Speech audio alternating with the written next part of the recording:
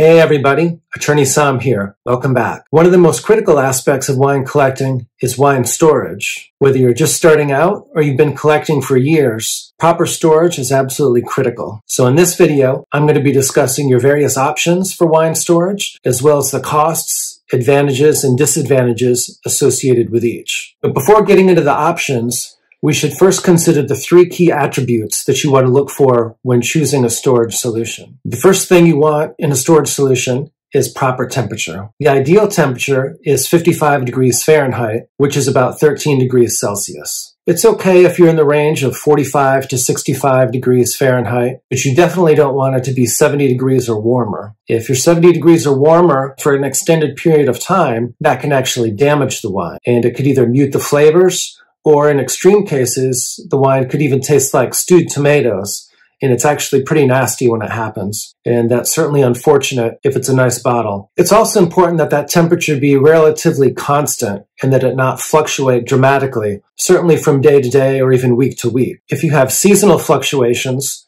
such as it's warmer in the summer and cooler in the winter, that's totally fine. Again, provided that you're within that 45 to 65 degree Fahrenheit range. For example, in my cellar, I actually keep it a little bit warmer in the summer, maybe around 60 degrees Fahrenheit or so, just because it gets so hot in Texas. I don't want the HVAC unit to have to work so hard that it actually goes out and stresses the unit. So in the summer, I keep it a little bit warmer, and then in the winter, it probably gets a little bit cooler even than 55 degrees, but that's completely fine. What about the refrigerator? Well, the refrigerator is okay if you're just talking about storing the wine for a couple months that you think you're going to be drinking in the near future. But you definitely wouldn't want to keep a wine in the refrigerator for an extended period of time because it's actually too cold, and that can dry out the cork, and that can actually cause oxygen to gain entry into the wine, which can oxidize the wine and ruin it. So you definitely don't want to keep wine in the fridge for more than a couple months.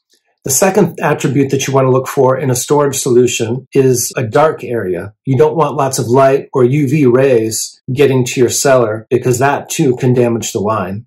Finally, you should store the bottles horizontally. You want to lay them on their side so that the wine comes in contact with the cork and the cork will not dry out. Dry corks have resulted in a number of bad experiences, so you definitely want to keep the bottles horizontal. One possible exception is champagne. Champagne can be stored vertically for a year or two, but if you're going to be storing champagne for longer than that, you'd probably want to put that on its side as well.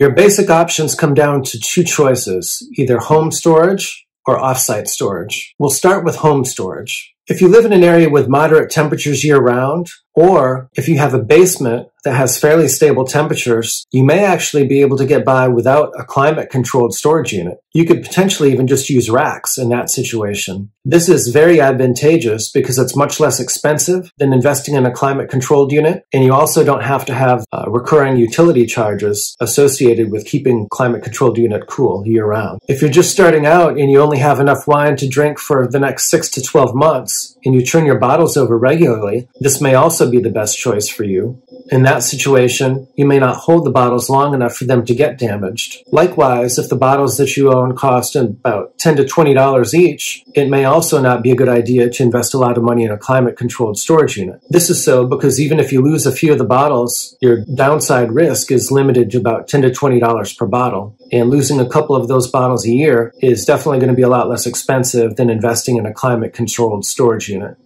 Personally, I started out using this approach until I had around 300 bottles. At that point, I thought it was important to get a climate-controlled storage unit because I had experienced some loss due to temperature fluctuation and extreme heat, and I definitely didn't want that to happen now that I was starting to buy some bottles that were more expensive. And so at that point, I did invest in a climate-controlled storage solution.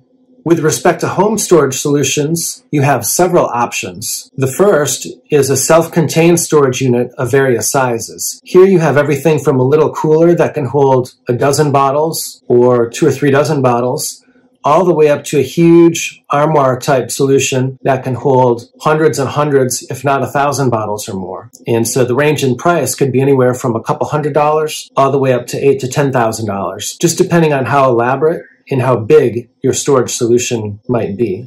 For me, I think one good way to start would be with a unit that holds about 4 dozen bottles that can fit under your kitchen counter or somewhere that's close to your dining room. This is a good size because it can hold 3 to 4 cases, and it will also be in a location that's convenient and there for you to be able to grab whenever you want to grab a bottle of wine quickly and enjoy it with a meal. Even if you get a more elaborate solution, this is oftentimes a convenient thing to have, and so you can definitely utilize it going forward and it won't go to waste. Similarly, if you have maybe 75 bottles or so, and a lot of them are less expensive daily drinkers, you could always leave those exposed to the elements and not in your cooler, and then keep your more expensive, pricey bottles in the climate-controlled cooler. Once you outgrow that unit, you can certainly level up and get bigger self-contained storage solutions, such as this one that I'm showing you in the picture right now. This one is a double armoire. It holds about 330 bottles on each side, and then there's some room for storage of original wooden cases and large formats on top. So this unit will cost quite a bit more than the smaller units, but you'll have 700 bottles worth of storage capacity, and so it's extremely efficient and can definitely hold a lot of wine. The final option for your home would be to build a wine cellar. This is certainly the most expensive investment. It's oftentimes most efficient to do it if you're building a house and you can work it right in, because it's certainly very, very messy and a little bit distracting if you have someone come in and retrofit one and build it in your house. And they definitely need to include a vapor barrier as well, so they definitely need to remove sheetrock and other things that create a lot of dust and make a lot of noise. Good locations for the cellar could be anywhere from under your staircase, again to a basement for those who have basements, or perhaps an underutilized closet if you'd like something a little bit smaller. The one thing I would recommend, however, is that when you're investing in storage, you should probably at least double your estimate of what you think you might need. If you think you might need space for 500 bottles, I would definitely go with at least 1,000. I know personally in my case, I thought that 750 bottles was all I would need and that I would never possibly fill that up. And then 3 years later, I was already scrambling and looking for storage solutions for the excess bottles that didn't fit in my cellar. To the extent you don't want to invest in a home storage solution, or even if you do, but you need more capacity, you can always get offsite storage as well. These are facilities with climate-controlled rooms. They have lockers of various sizes or cages where you can put your collection. They'll typically charge you by the bottle per month or per year. Could also be by the case. But typically the charges would range from about $2 to $4 a piece per year. Although if you have a large collection and you're storing 1,000 bottles or 2,000 bottles, it could be a slightly lower cost, maybe $1 to $2 per bottle under that scenario. So certainly, given the fact that you'll be paying recurring charges year after year, this is a solution that's definitely best for bottles that are higher in cost. You certainly wouldn't want to pay $2 to $4 a year for a bottle that only costs $20, for example. Likewise, it's important to take this into account when purchasing wine. If you know that you're going to buy a wine that you're not going to drink for at least 10 years, and you're paying $4 a bottle in storage, that's going to add $40 to the price of that bottle. So that's something you should definitely factor into the equation when you make your investments and your purchases of wine. In that situation, it may be better to actually buy back vintages in the secondary market rather than buying new release wines that are going to take a long time to age. So having gone through the basic options of home storage versus offsite storage, let's consider the pros and cons of each approach. First, the advantages of the home solution. The primary advantage is that there's no recurring charges. Once you pay for the unit, it's yours to keep, and you don't have to pay any more other than the ongoing utility expenses. The other thing is accessibility. Your wine is always there, and you don't need to worry about running to the offsite storage unit to pick it up. Of course, the disadvantage is the upfront expense. Depending on the size of the unit that you want, this can easily run into the thousands, and if you have a smaller house or apartment, it can also take up a lot of space, and you also have the larger utility expenses that go along with it.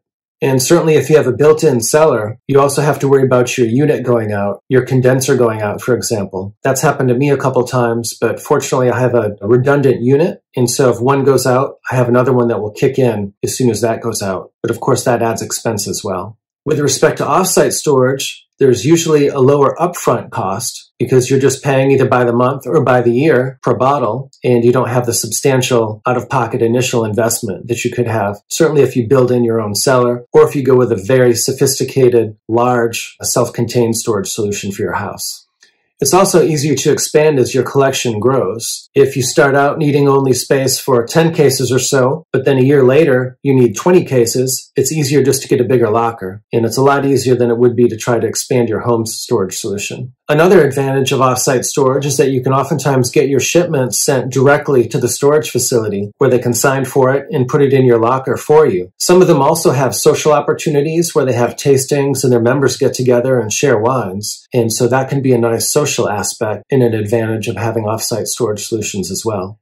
There's also much less risk associated with mechanical breakdown. They have far more advanced climate-controlled solutions than you would at your home cellar, and so you don't need to worry about one of their condensers going out, for example. Of course, the disadvantage is the recurring charge that I mentioned earlier that will go on indefinitely. And so if you have your wine there for 10 years, like I mentioned, every year you can add $2 to $4 to the cost of the bottle that you paid for it. You also have somewhat limited access to the wine. And whenever you want it, you have to run over to the offsite storage facility to pick it up, which can be kind of a hassle. And it also prevents you from being spontaneous if all of a sudden you want to have a certain bottle, but you don't have it at your house. Of course, many people that I know who have offsite storage also have some sort of a home storage solution as well. That could be anything from the small cooler, which can hold a couple cases that they want for immediate consumption, or something a little bit larger. But it's oftentimes good to have at least something for your home for those bottles that you want to drink near term. I hope this video was helpful. If it was, please go ahead and smash that like button, and please be sure to subscribe to my channel so you don't miss the next one. I come out with videos like this about once a week. Until then,